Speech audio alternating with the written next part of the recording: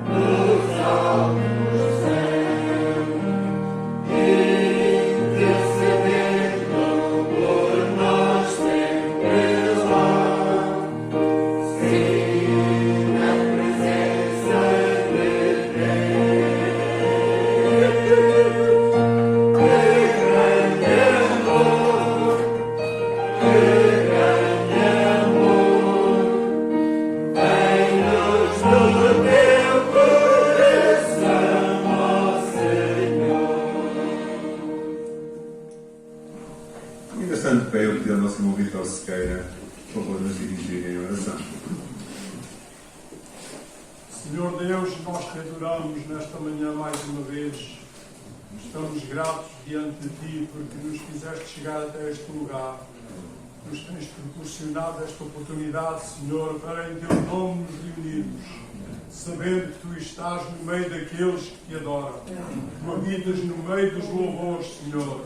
E por isso queremos elevar a nossa voz diante de Ti, agradecendo-te porque Tu nos tiraste do mundo onde jazíamos no pecado, entregues a Satanás e caminhávamos para a destruição eterna. Mas Tu tiveste misericórdia de nós, deste fé aos nossos corações para crermos em Ti, para crermos na pessoa de Jesus Cristo que no Calvário pagou o preço dos nossos pecados. E agora estamos caminhando para a eternidade, para um lugar onde vamos estar para todo sempre contigo, Senhor. Bênção-nos como os homens no mundo não entendem estas coisas, mas a nós Tu nos tens revelado. Glória seja dada a Ti. Pedimos que nesta manhã venhas estar connosco mais uma vez e que a Tua palavra toque os nossos corações, Senhor. Queremos conhecer melhor as Tuas leis, os regulamentos da Tua palavra, para neste mundo vivermos sóbria, justa e piamente, para que dessa maneira possamos alegrar o Espírito Santo e possamos agradar-te, Senhor. Também algum irmão ou alguma pessoa amiga que esteja connosco, que está em aflição, em dor, desiludido de alguma maneira, Senhor, que a Tua palavra seja um consolo para esses e nos aproxime mais de Ti, Senhor. Nós te pedimos no Teu santo e bendito nome. Podem sentar-se. Queria deixar convosco alguns anúncios, também os pedidos de oração, que estarão a ser projetados. O Wilbon e a Sanian enviam saudações para os irmãos da igreja, como eles dizem. Eles já estão na Coreia, regressaram à Coreia no princípio deste mês, para os habituais exames médicos, o período de férias, e também irão voltar a Moçambique, a Xai-Xai, em princípio no dia 28 de setembro. Durante esse tempo eles estarão na Coreia, visitando as igrejas também que os sustentam nesse trabalho. Também, e de quarentena, fechados em casa até da manhã 8 dias, estão o Enderson e a Flávia, que já regressaram do Brasil. Portanto, estão em quarentena, são obrigados a fazer todos os que retornam ao nosso país, de maneira que já estão connosco, estão bem. É só passar essa informação. De anúncios, creio que não há nenhum anúncio de última hora. Sendo assim, vamos escutar o que esta manhã a Anice Coimbra tem para partilhar connosco. Enquanto eu vou preparando isto, ela pode vir vindo até aqui.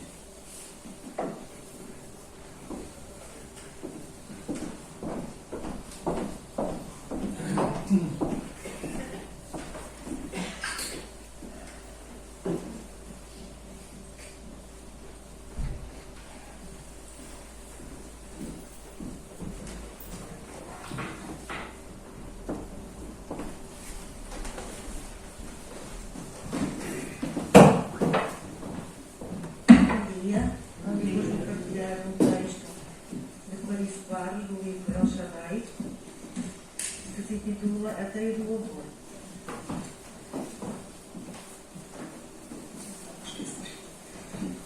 Teia do Louvor. Em tudo dai graças, porque esta é a vontade de Deus, em Cristo Jesus para convosco. Tessalonicenses 5:18. Está alguém entre vós sofrendo? Faça oração. Está alguém alegre? Cante louvores. Tiago 5:13. A mãe cantava baixinho uma canção de embalar, enquanto abraçava o seu menino. Tantas vezes tinha repreendido aquele menino por causa das suas traquinices, ou por causa de ficar a brincar e se esquecer que a mãe o esperava para ajudar a apanhar a leira. Tantas vezes se tinha irritado com ele e tentando ensinar-lhe boas maneiras e obediência, sempre parecendo não conseguir os melhores resultados. Tantas vezes já tinha alimentado a sua condição de viúva, Se o pai estivesse presente, o menino seria melhor, obedeceria mais prontamente e ajudaria mais.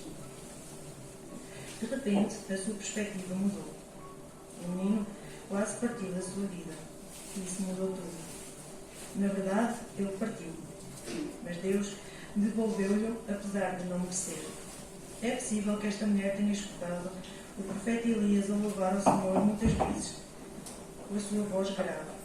É possível que alguma melodia lhe tivesse ficado no ouvido, sem se dar conta. Mas agora era diferente. Elias tinha orado. Deus tinha ouvido e tinha dado a vida ao menino novamente. Agora a mãe tinha todos os motivos para agradecer, tecer uma teia de louvor naquele trecho de tiar da sua vida. Melodias antigas vinham à sua mente, cantadas pela sua mãe, quando ainda era criança e vivia feliz sem preocupações na casa dos seus pais, com os irmãos e irmãs, crianças felizes como ela também tinha sido há muitos anos atrás. Quando não havia fome nem falta de água no país, quando a comida não faltava e a família cantava junta, conversava, alegrava-se em Deus, o Deus de Israel, El Shaddai. A vida tinha sido difícil, mas era possível agradecer, recuperar a fé outrora abalada, relaxar os músculos tensos do rosto, deixar o sorriso esquecido reaparecer e louvar a Deus, o Deus da alegria, o Deus que tem poder para limpar nos nossos olhos todas as lágrimas. E se Deus tivesse escolhido não responder à oração fervorosa de Elias e não devolver a vida ao menino? O que fazemos quando Deus escolhe? Fazer-nos passar por algumas provações até ao fim e dar-nos a graça para suportar, em vez de nos tirar da fornalha da aflição. E se Deus escolher fazer de nós pessoas de nervos de aço e de fé inabalável, em vez de nos tirar das pressões e das aflições, que nos tornarão esse tipo de pessoas? Qual for a resposta de Deus, é tempo de agradecer, e se Ele escolher não nos livrar, tiremos forças da nossa fraqueza para adorar e louvar aquele que sabe bem o que faz, que viu bem o fim desde o princípio. Diante da tua santidade, derrama um amor que te é devido. Exalta em amor o teu nome excelente. E de coração agradecido, adoro, temendo o nome de Deus de toda a glória. Diante da tua infinita bondade, ajoelho e contemplo reverente as provas do amor e graça, e a imensa generosidade do Deus de todo o universo. E que farei perante a prova suprema do amor do meu Deus, que eu adore e que eu tema, a pensar na obra da cruz, que eu me sinta pequena e entenda o valor que o Redentor pagou por mim. Sem recursos, sem meios para te adorar melhor, és-me grata aos teus pés, adoro-te pelo que tu és, o Deus de toda a glória, de todo o universo, o meu Redentor.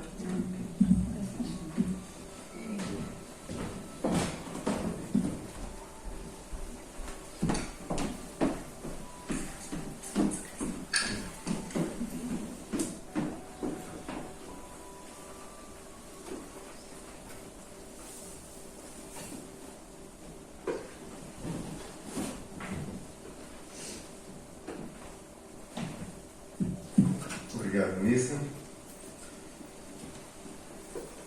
E chegou a altura de escutarmos a palavra de Deus, a qual Ele tem preparado para a nossa meditação esta manhã. E antes disso, para nos predispormos também para escutar e exercitarmos também um pouco, não só os nossos músculos, mas também as nossas carteiras.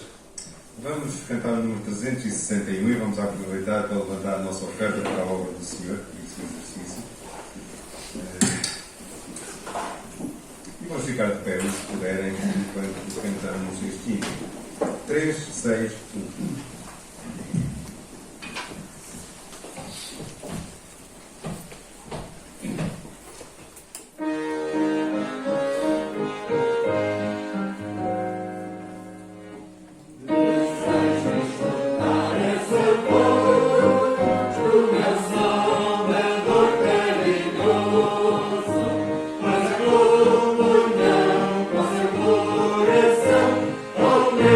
Nascer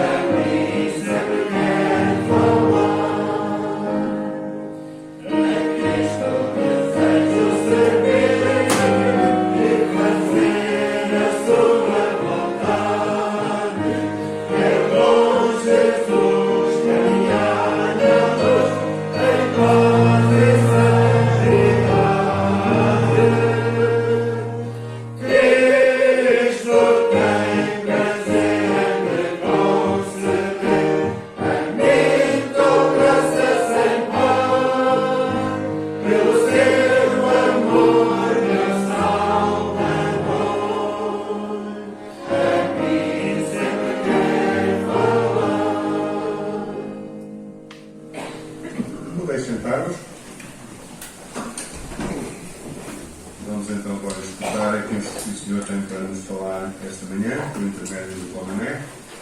Eu vou pedir para se preparem enquanto eu preparo aqui no espaço.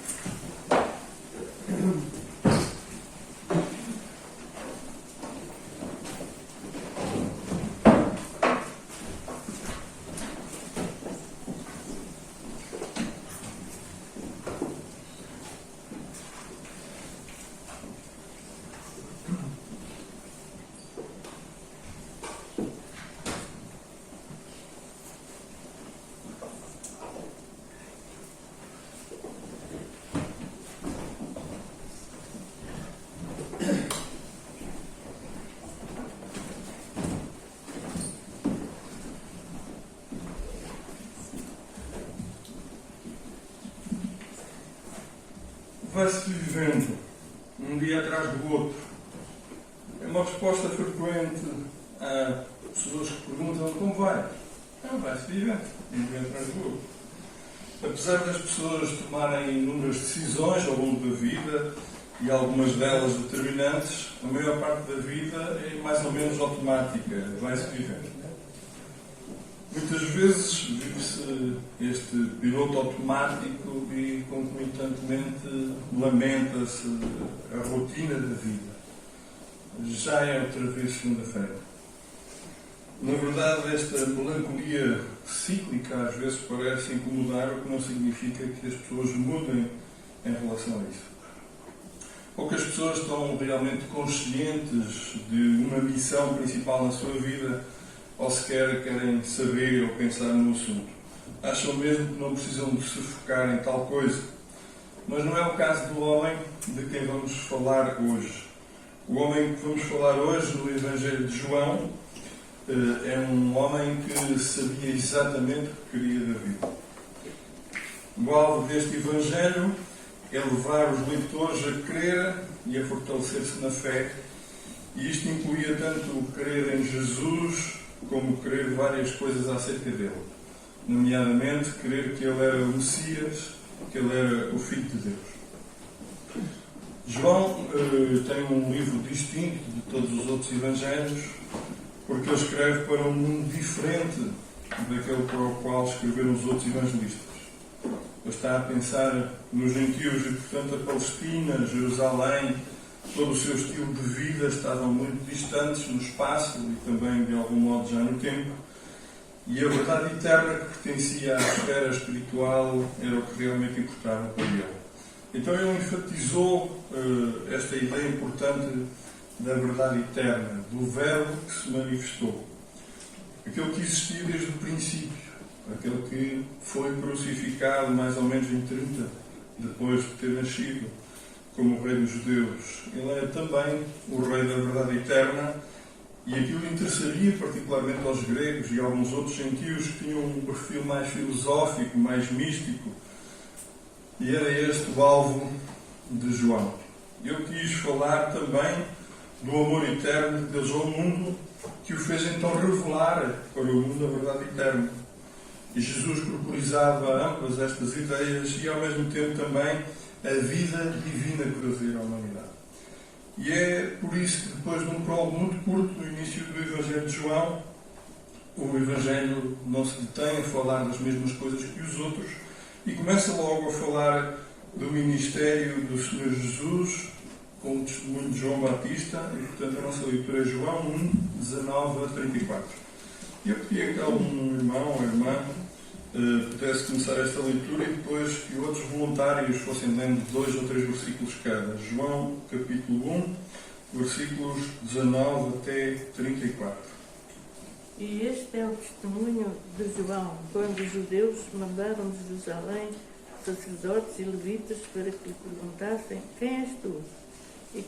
E confessou e não negou, confessou: eu não sou o Cristo. Perguntaram: então quê? És tu Elias? E disse: não sou eu, não sou. És tu profeta? E respondeu: não. Quem és? Dá-nos uma resposta para provermos àqueles que nos enviaram. O que dizes de ti mesmo? João respondeu com as palavras do profeta Isaías: eu sou a voz que clama no deserto, endireitai o caminho do Senhor, Ora, os que haviam sido enviados eram de entre os fariseus e perguntaram-lhe: então, por que batizas se não és o Cristo, nem Elias, nem o profeta? E respondeu-lhe João: eu batizo com água, mas no meio de vós está um que vós não conheceis, o qual vem após mim, do qual não sou digno de desatar as correias das sandálias. E estas coisas se passaram em Betânia, do outro lado do Jordão, onde João estava batizando. 29 ainda até 34. No dia seguinte, João viu a Jesus que vinha para ele e disse: eis o Cordeiro de Deus que tira o pecado do mundo. Este é aquele do qual eu disse: após mim vem um homem que é antes de mim, porque foi primeiro que eu. Eu não o conhecia, mas para que ele fosse manifestado em Israel, vim eu por isso batizar com água.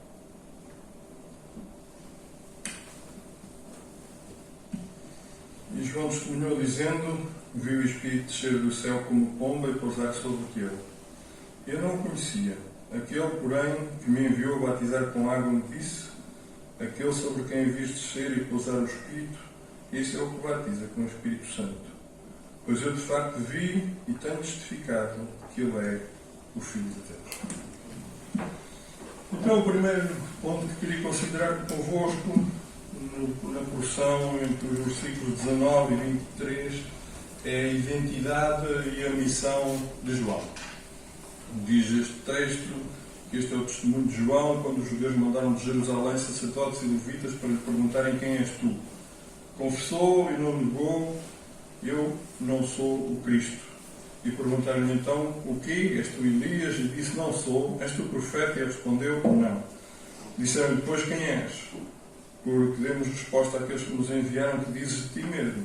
E disse eu sou a voz do que clama no deserto: endireitai o caminho do Senhor, como disse o profeta Isaías. Então este é o testemunho de João, que não começa aqui. Já tínhamos visto referências a este testemunho nos versículos 6, 8, 15, e agora ele continua dando resposta aos judeus, não a todo o povo, mas em particular a um grupo que era representante do sistema religioso. No versículo 19 nós vemos que eles eram sacerdotes e levitas. Eram pessoas dignas, eram cumpridores da lei, eram influentes e neste caso tinham assento, eram membros do Sinédrio. E eles vinham enviados com boa intenção. Não vinham estender uma armadilha a João Batista. Eles queriam mesmo saber se estava realmente a surgir o Messias que eles ansiavam há muito. É que eles queriam organizar-se. Eles tinham alguns poderes e alguma capacidade de organização, inclusive a articulação do templo, e por isso eles estavam particularmente interessados. É verdade que João era de uma família de sacerdotes, da tribo de Levi, não de Judá, como deveria ser, nesta expectativa de ser o Messias, mas eles não sabiam isso. O que eles sabiam é que João era um estranho pregador, também era um batizador, e trazia com ele características e sinais que o identificavam com alguns profetas da Antiguidade. João era destemido, era impetuoso, era sagaz, era quase mal educado na forma de proclamar e argumentar, parecia um trovão e, portanto, ele representava bem este desejo e esta imaginação dos judeus. As respostas às suas perguntas encontramos-las nos versículos 20 e 21 e João foi lacónico a responder às três primeiras perguntas. Não sou o Cristo, isto é, não sou o Messias, não sou o ungido. Não sou, quando eles perguntaram sobre Elias, e simplesmente não, quando eles perguntaram se ele era outro profeta. De facto, não sendo ele o Cristo, ainda podia ser uma personagem importante das relevantes que estavam profetizadas. Malaquias 4, 5 profetizou o envio de Elias antes que viesse o grande dia do Senhor. E de facto, João tinha semelhanças com Elias. Se virem, por exemplo, em Marcos 6, na descrição da roupa, estava aí uma semelhança. No mesmo tom de julgamento, no mesmo tipo de chamada ao arrependimento. Então, a pergunta natural: és tu Elias? E a resposta negativa. Jesus até fez ligação entre João e Elias, como em Marcos 9:13. Portanto, não havia de facto uma estranheza assim tão grande nesta possível comparação com Elias. Mas, tendo ele negado, eles avançam para a possibilidade de ele poder ser outro profeta do Velho Testamento, até porque Moisés, eles conheciam bem os escritos de Moisés, tinha dito lá em Deuteronômio 18, 15 a 19, alguma coisa deste tipo. Mas ele nem quis perguntar a que profeta é que vocês estão a falar. Nem quis inquirir se realmente eles estariam a aproximar-se da verdade e a pensar em alguma profecia que fizesse sentido. Ele nem perguntou, porque ele não queria saber nada sobre o ser este ou aquele profeta. Ele não queria assumir nenhum protagonismo, porque se ele tivesse querido assumi-lo, muitos o teriam seguido. Agora, o que é garantido é que ele tinha uma convicção clara de quem era e de que queria era cumprir a sua missão. Nos versículos 22 e 23 percebemos que estes seus interlocutores começavam a ficar frustrados. Eles dizem, afinal, quem és tu para que demos uma resposta ao que nos enviaram? O que dizes de ti mesmo? E à quarta e nova pergunta, uma resposta interessante. Eu sou a voz do que clama no deserto. Ele cita Isaías 43. Voz do que clama no deserto. Preparai o caminho do Senhor, endireitai no ermo a vereda de Deus. Então, até por isto, ele se podia ter proclamado como profeta anunciado por Isaías. Mas o que interessava é que a profecia de Isaías era o anúncio das boas novas para um povo que voltava do exílio. E João queria não só cumprir boas novas, mas queria ir muito mais longe, queria uma redenção mais ampla do que só o regresso do exílio. Eu queria proclamar a vitória do servo obediente, descrita por Isaías. Eu queria concluir com algo mais além, queria falar de uma promessa de novos céus e de nova terra. E, portanto, há uma convicção de que ele tinha uma missão e só essa lhe importava, e era nessa que ele se focava, embora os escritores do Novo Testamento interpretem esta profecia de Isaías como cumprida mesmo em João Batista. Então, a síntese desta porção era que João não se importava com muito mais na vida, além de cumprir a missão que lhe tinha sido atribuída. Tinha bem clara na sua mente e perseguia diligentemente. O segundo ponto, dos versículos 24 a 28, é o batismo e a missão de passagem, ou da passagem, se quiser. Diz esta porção, e os que tinham sido enviados eram de entre os fariseus, e perguntaram-lhe e disseram-lhe, por que batizas? Pois tu não és o Cristo, nem Elias, nem o profeta. E João respondeu-lhes, dizendo, eu batizo com água, mas no meio de vós está um a quem vós não conheceis. Este é aquele que vem após mim, que é antes de mim, do qual eu não sou digno de desatar a correia da alpaca. E estas coisas aconteceram em Betabara, do outro lado do Jordão, onde João estava batizado. Então, é aqui clarificado que estes eram uma delegação do Sinédrio, representantes de fariseus zelosos, e surge a quarta pergunta, e eles o que queriam era saber, afinal, o que podiam dizer dele, e o interesse particular estava na ação de batizar, porque eles achavam que o batismo, não o batismo escatológico, que era desempenhado pelos esperados dos filhos dos tempos, podia ser algo feito por ele, mas podia ser algo que ele ainda não estava a conseguir fazer, até porque havia muita mistura, muita coisa neste âmbito do batismo. Por exemplo, os essénios davam um valor particular ao batismo como um ritual purificador, segundo Ezequiel 36, 25, e eles queriam perceber se era alguma coisa do género. E João queria fazer uma coisa diferente, queria batizar um povo novo, preparado para o Senhor, como também é claro em Lucas capítulo 1 e o versículo 17. Também havia outros que se batizavam, como alguns prosélitos que se auto-batizavam. Mas João tinha uma autoridade diferente, ele tinha autoridade para batizar a outros, e esta autoridade vinha daquele que o enviou a batizar. Então, ele também vai clarificando que não era importante aqui, mais uma vez, a sua posição pessoal, porque ele era um instrumento nas mãos de Deus para o que haveria de vir a seguir. E à pergunta, então, por que batizas se não és o Cristo, nem Elias, nem o profeta? ele dá uma resposta particularmente importante, outra vez, corrente da sua missão. Eu batizo com água, mas no meio de vós está alguém que não conheceis, aquele que vem depois de mim, do qual não sou digno de desatar a correia da sandália. E esta ideia de não ser digno de desatar a correia da sandália é particularmente interessante. Não é apenas esta noção de uma humildade particular de João, por não ser digno de chegar junto do Senhor Jesus e desatar as correias das alparcas, assim, das sandálias, mas tinha um significado particular.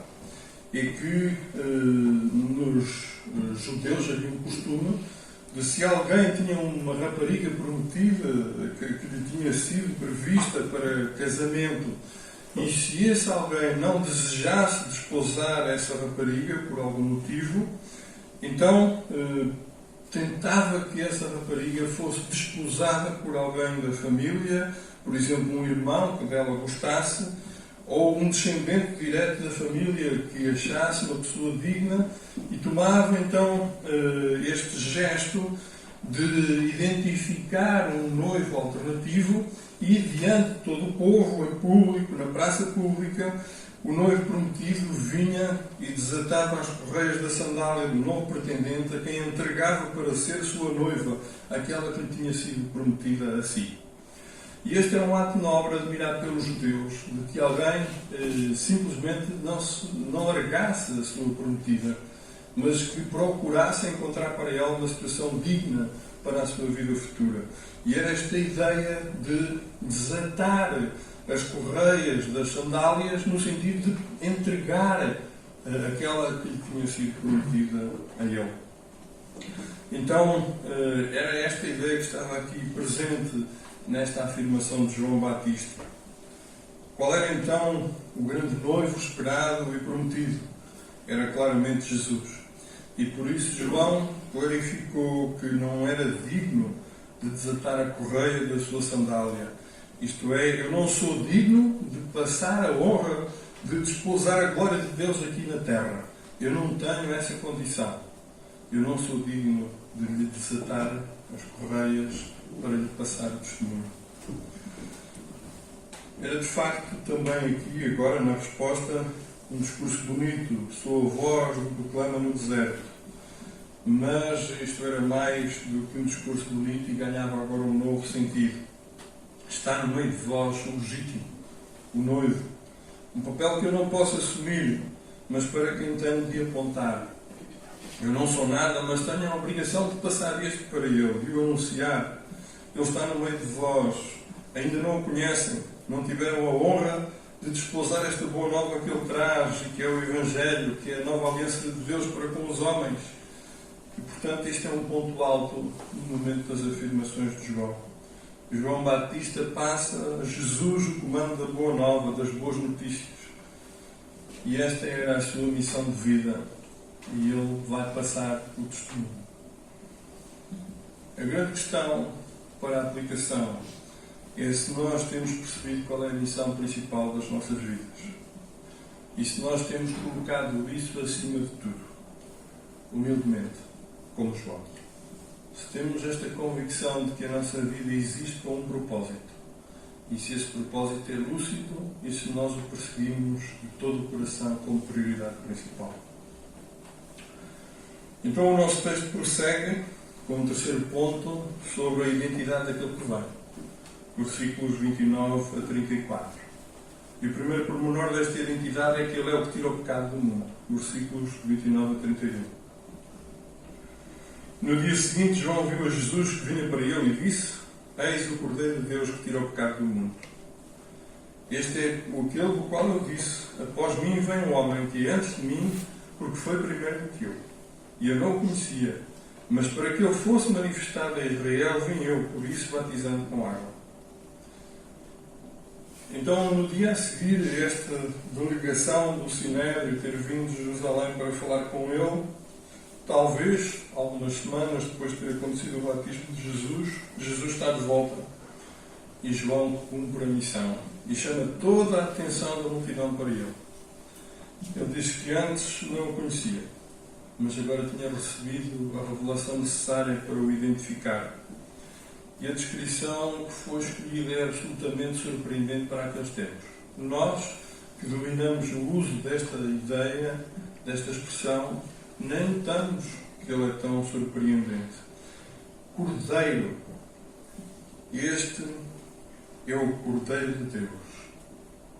Para nós é normal, mas a verdade é que esta expressão só é usada no Apocalipse, capítulo 5, versículo 6 e seguintes. Não era termo normal, mas é aqui adotada para passar toda a ideia do Evangelho. Cordeiro que obteve a sua vitória sendo morto para promover a nossa redenção segundo as Escrituras. E a ligação pode ser remota desde Gênesis 22, 8 até Isaías 53, 7 e 10. Este é o Cordeiro de Deus, é o servo sofredor, é aquele que tira. O termo original no hebraico é airo, significa que remove o pecado do mundo. É uma ideia universal que há de voltar a ser utilizada ao longo dos escritos de João, nos versículos bem conhecidos, João 3,16, não é? Ele vem, de facto, no amor de Deus para tirar o pecado do mundo. Mas também, em 4,12, esta ideia é repetida. Ele vem tirar o pecado do mundo. Jesus é o Eterno que vinha a ser anunciado e a missão da sua vida era cumprida.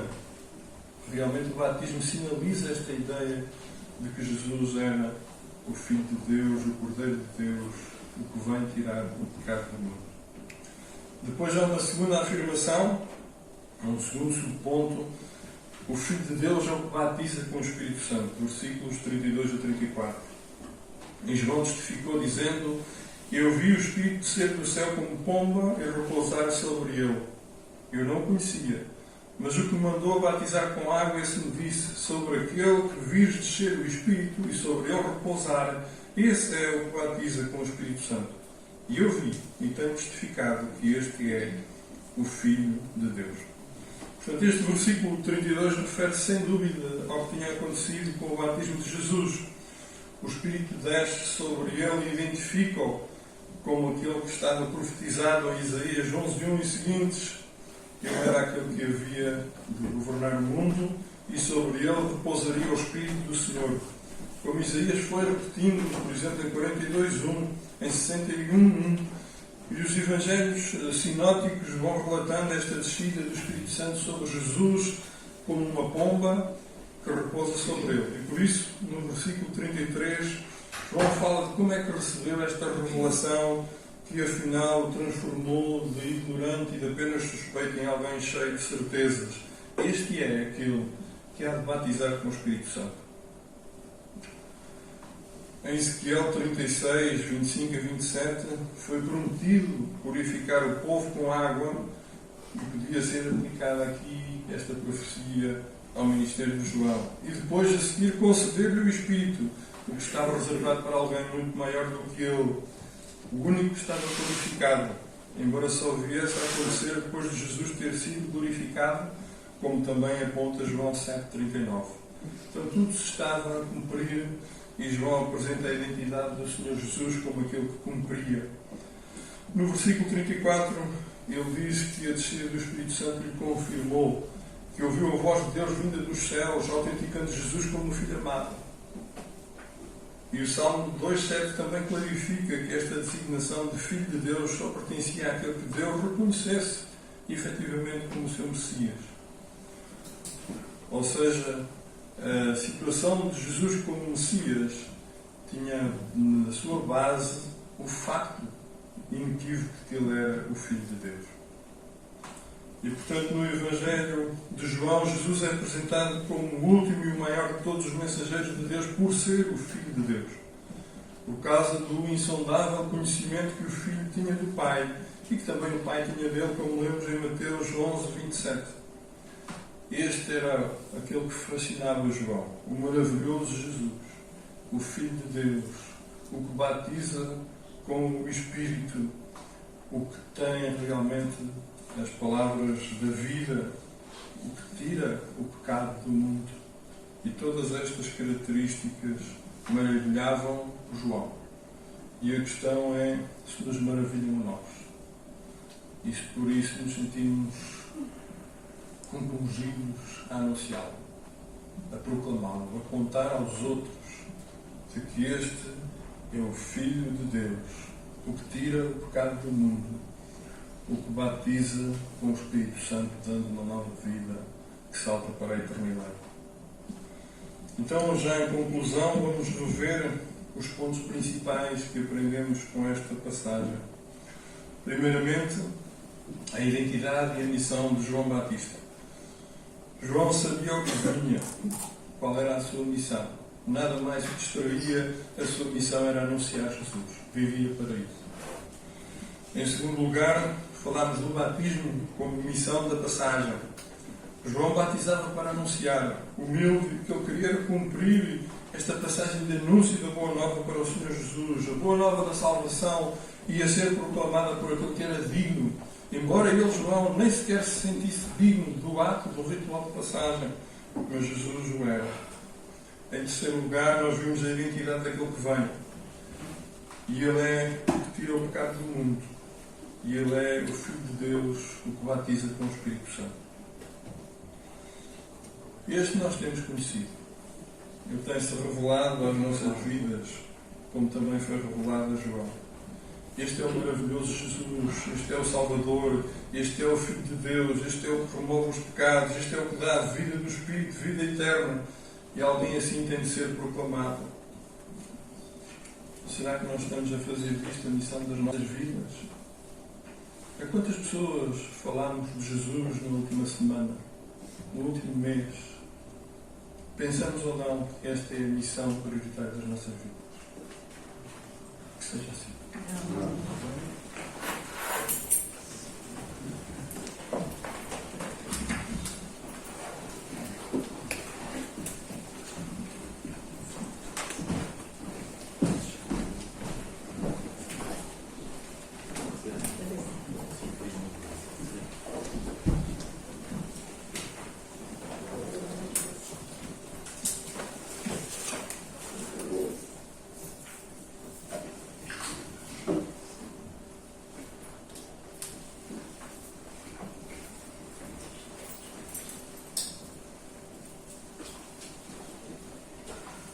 Obrigado, Tomé. Estamos gratos ao Senhor pela sua palavra e pela meditação da mesma. Que esta pergunta possa ecoar mesmo aos nossos ouvidos. Esta é a missão para a qual o Senhor nos salvou. Temos nós dado cumprimento a essa missão, temos anunciado, temos falado. Vamos concluir com a oração do nosso culto, agradecendo ao Senhor a meditação da sua palavra e também a comunhão, podemos desfrutar uns com os outros e com Ele, também que Ele possa continuar e dar-nos força e tocar-nos, compreender connosco, que nós sintamos a obrigação de falar. Podem ficar de pé os que puderem e pedir ao João Paulo, por favor, de concluir com a oração.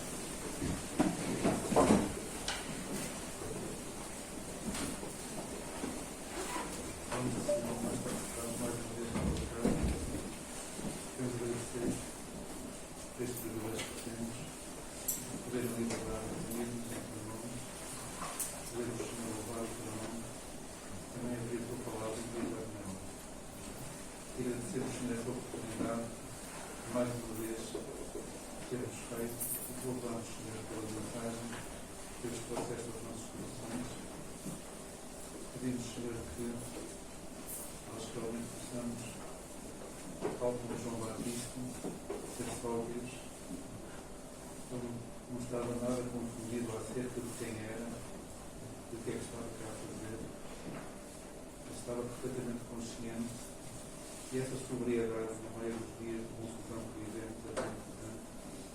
E pedimos, Senhor, que nós sejamos também esclarecidos, saibamos aquilo que não somos e reconheçamos aquilo que somos. E aquilo que somos tuas testemunhas como a lei, de uma forma diferente de uma maneira diferente, em tempos diferentes, mas com a mesma necessidade, com a mesma força. Ele tinha que cumprir a sua missão. Nós também temos que o fazer. E pedimos ao Senhor que renove em nós as forças para fazermos aquilo que nos compete fazer. Anunciar-te no Cordeiro de Deus que tira o pecado do mundo. Noutros tempos, noutro mundo, nós pedimos ao Senhor que nos ajude a tornar esta mensagem atual, porque ela é atual. Que nos ajude, Senhor, a manifestar que o pecado existe, que domina, que condena a vida de cada um neste mundo. Precisamos indicar a tua obra perfeita na cruz para a salvação de todo aquele que crê. Ajuda-nos a ser sóbrios, a saber o que estamos para fazer e a cumpri-lo para a tua glória. Em nome do Senhor Jesus. Vamos chegar ao final do nosso culto. O resto de um bom dia para todos. A paz e a graça do nosso Senhor Jesus Cristo.